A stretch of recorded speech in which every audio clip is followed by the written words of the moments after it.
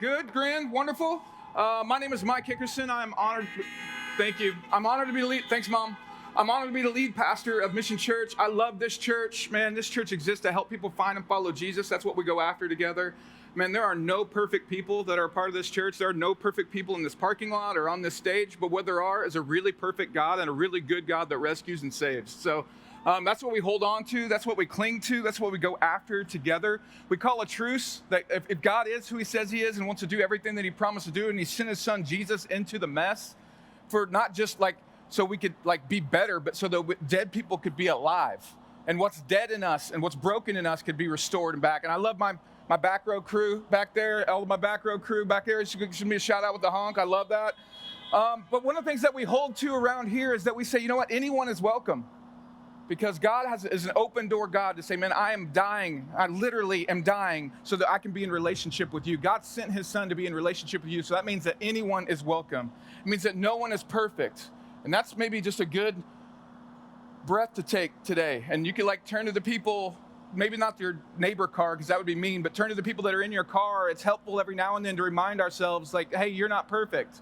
Not in an aggressive way, because that'll start a fight, but in a relieving way. Just tell them you're not perfect. And they'll say, well, you're not perfect either, because we're not perfect, but we serve a really good God. But what I love about this is we also cling to the fact that change is possible. You don't have to stay stuck in your imperfection. You don't have to stay stuck in our hurts, our habits, our hangups. That God actually sent his son Jesus so that paid the price for us to be restored so that we can be transformed. Not just to have RSVP in heaven, but to actually begin to be transformed while we're living on earth. That the stuff that's inside of us can be made new. And we don't have to stay stuck anymore. And that means that there's, like we said, there is hope for every single one of us. But the last 5 months, man, they have marked us in some ways, haven't they? I mean, we've been in it. I mean, it's been marked by challenges or sickness or loss and disappointment. Some of us have lost wages or jobs, and some of us have lost celebrations or the marking moments we wanted. Some of us lost family members or friends in this. Others of us have experienced real loneliness right now, a relapse in addiction, some spiritual drift or spiritual kind of stuff like that we got stuck in, or maybe relational difficulty at home. Don't look next to you yet. That would be awkward. But all of us had to adapt to these new realities. And man, the sentiment we find ourselves in today, what we're at, and if this is you, nominate somebody to be the honker in your crew. But if, for me, it's just, I am over it. I'm just over it all. Over it. But here's the truth. It's not over. I mean, the year's not over. I mean, we still got more. 2020 will stand the test of time as one of the best years of all time. Just kidding. No, but it's not over. The pandemic isn't over. The year isn't over. And as much as we would like to go around it or over it or under it or be over it, man, God has got to take us through it.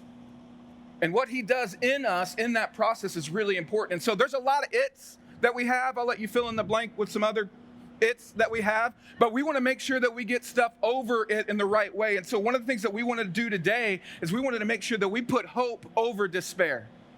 I mean, if I had one thing to say, I would say, man, God has not bailed on us. We want to put hope over despair. And there's a lot of things that are overrated, and hope is not one of them. Man, hope is the thing that lets us believe that things can be different. It allows us to dream. It changes our perspective. It sees potential. I mean, hope is a big deal. It means that it's not over yet, that maybe our lives could be a little less complicated. Our families could grow closer, that we could find more peace. We could find more purpose. We could find more direction. We could find more meaning and more love because there is hope over despair in our lives. And there's nothing quite like hope. And when we're trapped in the tunnel of misery, it's hope that points to the light at the end. When we're overworked and exhausted, it's hope that helps keep us going. We're tempted to quit. It's hope that keeps us going. When we lose our way and confusion blurs the destination of where we're supposed to go, hope is what dulls the panic. And when we're scared about our future, hope is what gives us the courage to take a next step. There's a lot of things in life that are overrated, but hope is way, way, way better than despair. And you may be feeling hopeless.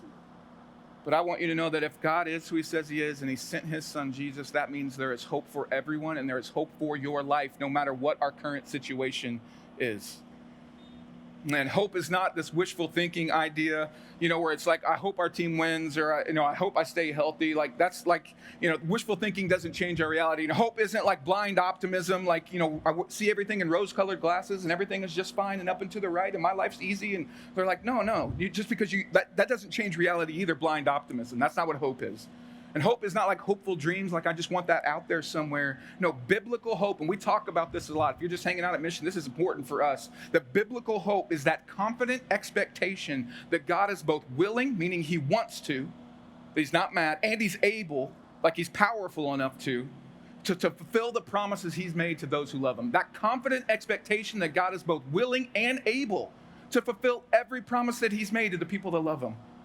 You can hold God to his promises, absolutely, and his presence, because that's what he's promised us. So what that means for us, if we hold on to that biblical hope, and maybe it's been wavering for us in this season, in this pandemic, and all the stuff that's going on, and all the stuff that we've lost, and everything that's changed, I get that. But what it means for us, if that is true, that God is who he says he is, and sent his son Jesus, that means that there's hope for my past.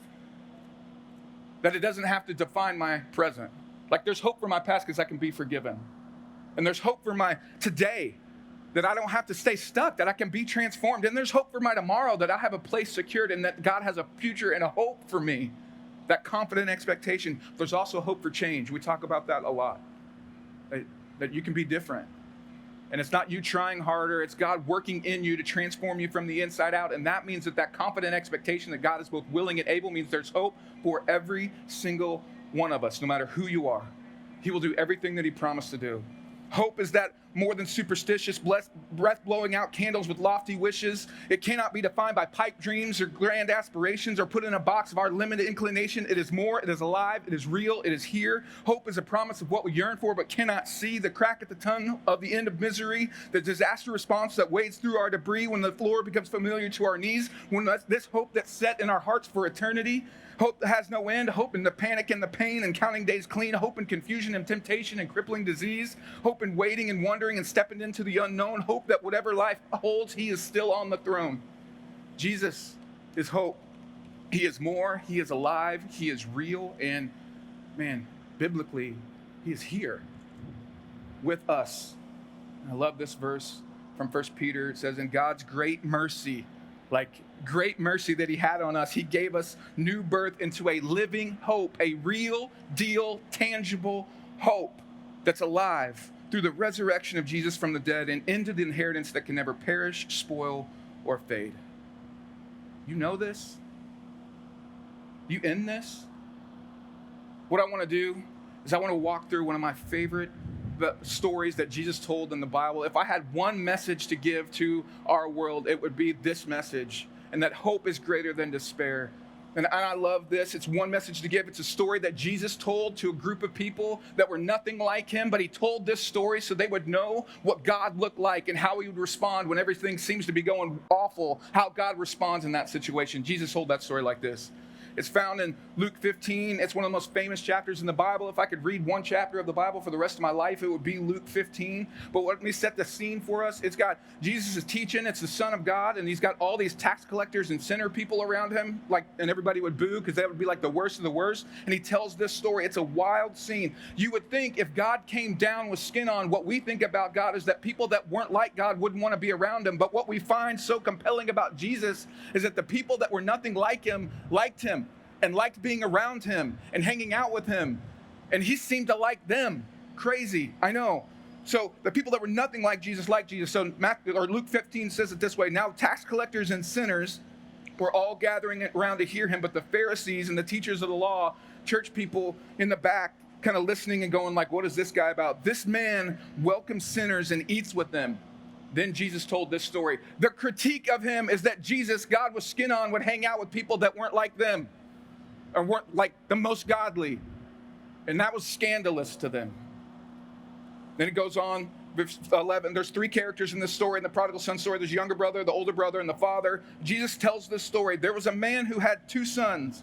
The younger one said to his father, Father, give me my share of the estate. So he divided his property between them. So everyone listening to this would have been like, wait a minute. The son basically just went for all the money that the dad had. He's been in the dad's house and he just wants what's coming to him when he dies. So he's basically saying, I wish you were dead. And every dad that was listening, or maybe even listening now, is going like, you're not getting anything. Back in that day, the people that were listening to Jesus, they would have expected the dad to throw the younger son out and never to have anything to do with him again. But the dad does something crazy, radically generous. He goes, you know what? I'm going to let you have what's yours. That's actually mine, but I'm going to let you have it. And I'm going to let you go your way and on your way. So he does that. And the father should have said, you're dead to me, but he lets the kid have what he wants. And verse 13, not long after that, I always wonder how long it was before the kid got his money that he was out of the house. 45 minutes, 4 days, 4 weeks. What was it? How long was he planning on bolting as soon as he could get out? But not long after that, the younger son got together all he had. He set off for a distant country and there squandered his wealth in wild living. Been there? I mean, in his mind, he had this brilliant plan. He was going to be on his own, and the parties were great, and the friends were great, as long as he had the cash to sustain it, and he went wild. I mean, for the first time in his life, his parents weren't around, nobody was checking in on him, he didn't have a curfew, no accountability, and he lived any way that he wanted. Been there? Are there? Or are you just hanging out in the car waiting for when you can be on your own and get there? Luke, verse 14 said, after he had spent everything, he just blows through it. There was a severe famine in that country, and he began to be in need. See, what he thought he wanted, the experiences, the clothes, the drinks, the cars, the crazy nights, the daytime fog in between the parties, did nothing for him when he actually was in need. What he wanted did nothing for him when in need. This wild living was like pouring water into a bucket with no bottom. It will not satisfy and it would not fill. Have you been there? Have you been there where you figured that out? It doesn't fulfill and it doesn't satisfy. Verse 15 says, so he went and hired himself out to a citizen of that country who sent him to his fields to feed pigs. Like, this good Jewish boys don't hang out. I mean, I love bacon. They're not allowed to hang out with bacon because it's an unclean animal. So this is like a bad job. Jesus telling that story. He longed to fill his stomachs with what the pigs were eating, but no one gave him anything. He had run about as far and as fast away from his life that he could possibly get. And these next 6 words are important, and maybe it's my hope for us today in the middle of our despair, that we would realize when he came to his senses.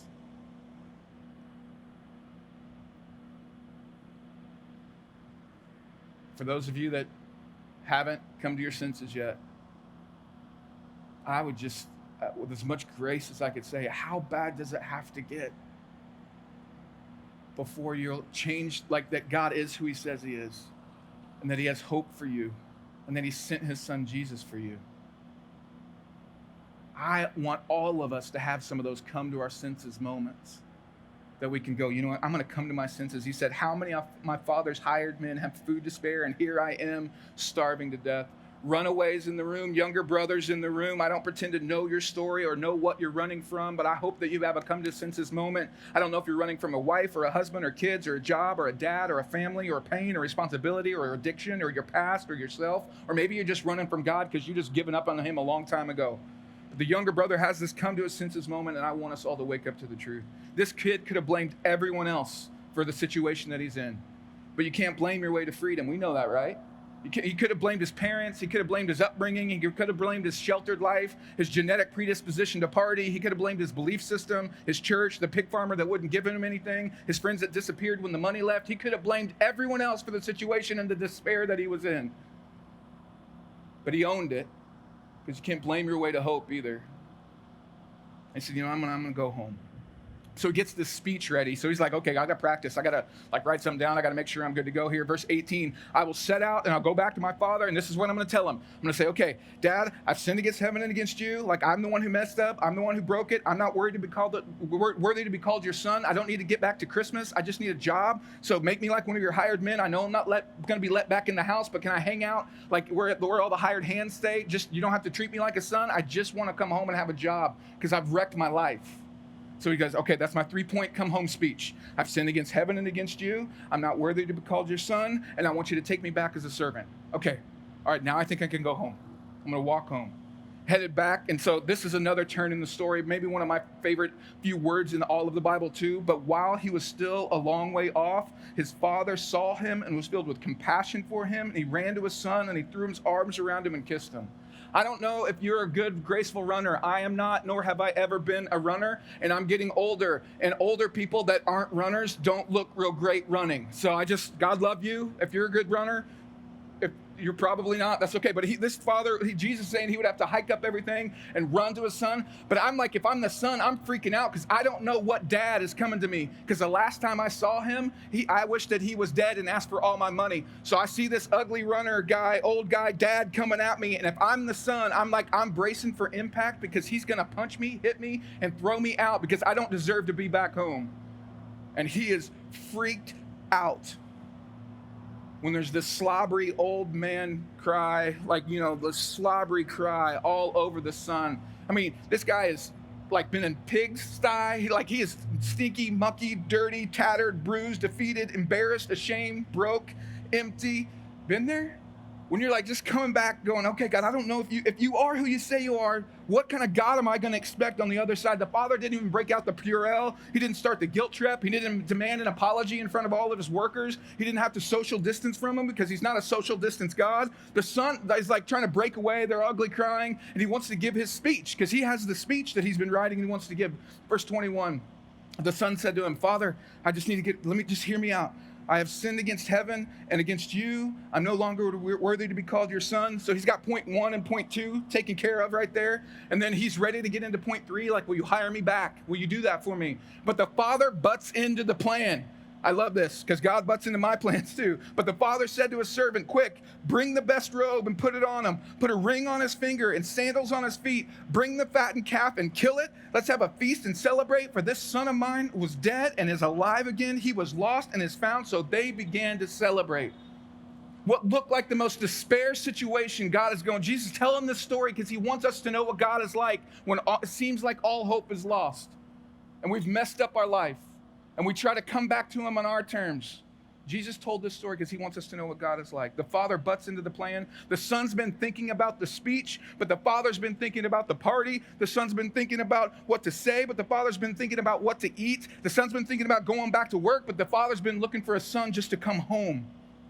And I don't know what father the son was expecting on the other side, but I know he was amazed by grace.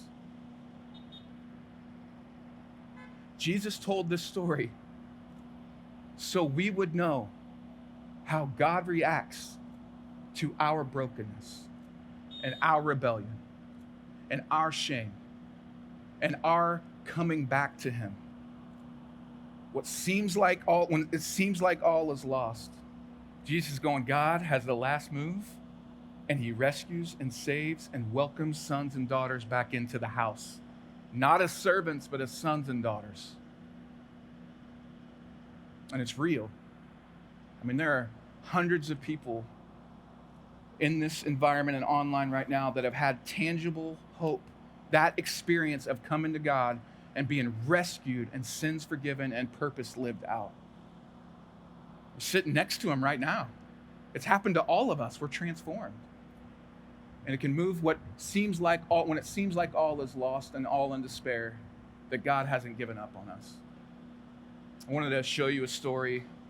I want a good friend. This incredible dude. And how, one story of thousands of how God has transformed someone's life. So check this out.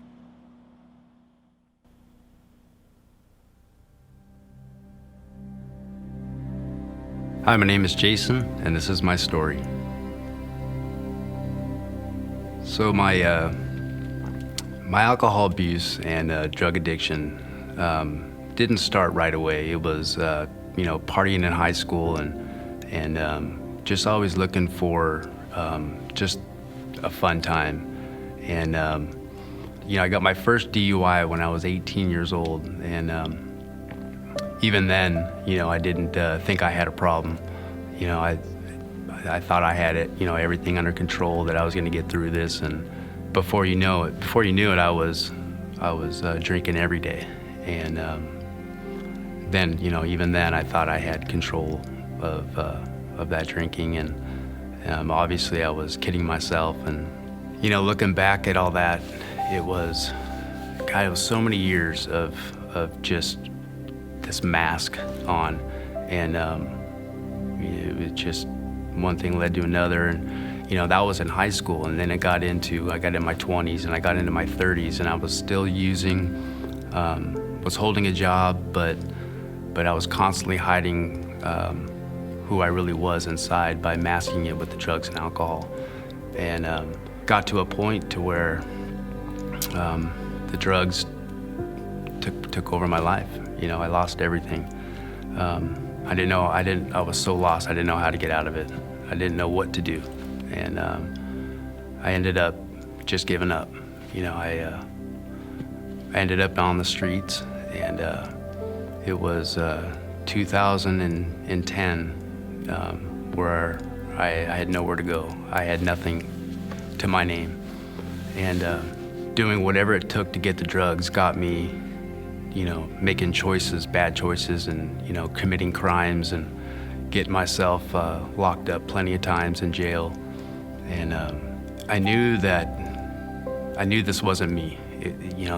That lifestyle, deep down in my heart, something was constantly reminding me that this is not who I was. And so the shame and the guilt of that kept getting stronger and stronger, and not knowing how to overcome that, being lost in that addiction, and missing being with my family. At the time, my son was young, and he's going to be 14 this year, but he was away from my life because of that, and I missed him. I just missed being a father, and I couldn't believe that the drugs had taken me down that hard. My rock bottom was, it started, just the one time I got locked up for a year. The judge gave me a year. He was tired of me being in his courtroom, and he said, "You know what, Jason, I'm sending you away for a year." So as I was sitting in county jail, the jail chaplain had paid me a visit, and I thought he was there to talk me into joining the church in the jail, but no, he was there to inform me that my dad had died of a heart attack. And talk about shame and the heaviness of shame and guilt.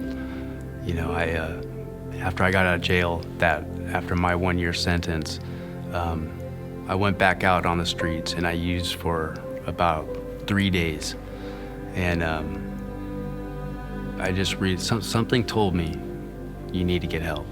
And I did that. I dropped what I was doing, and I went to rehab.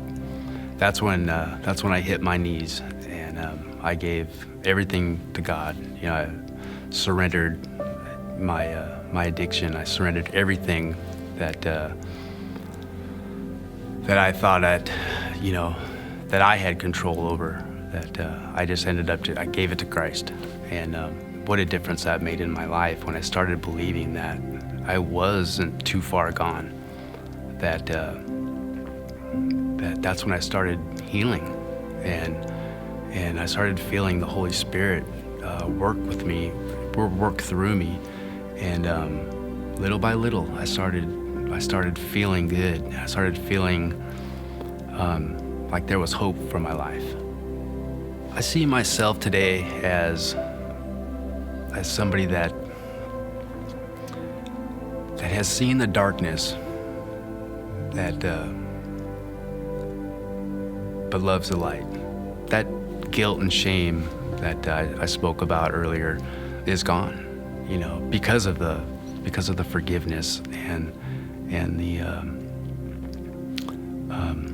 just the love that I feel that God gives me today.